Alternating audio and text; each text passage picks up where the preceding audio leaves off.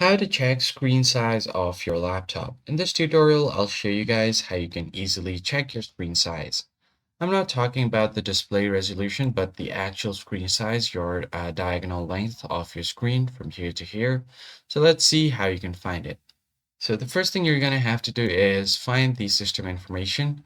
Go to the search bar and simply search for system info and hit enter. Now it will show you the system summary right here. So here you'll find the system name, system manufacturer, and the system model number. So what you're going to have to do is remember the model number. It's Aspire, it's from Acer, and it's Aspire A315-56.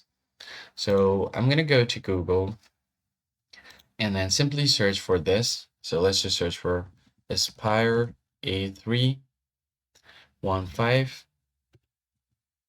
and then dash 54, or it was 56. So let me just check again. It's 56 A315 dash 56. And if you want to be specific, you could just type in display size and hit enter. Now it will automatically show you the display size of the laptop. It's 15.6 inches. Or if you want, you could just go to the official website for Acer or any other platforms. And then from here, you can see the display specs of this laptop. And you'll be able to find its dimensions as well as specs.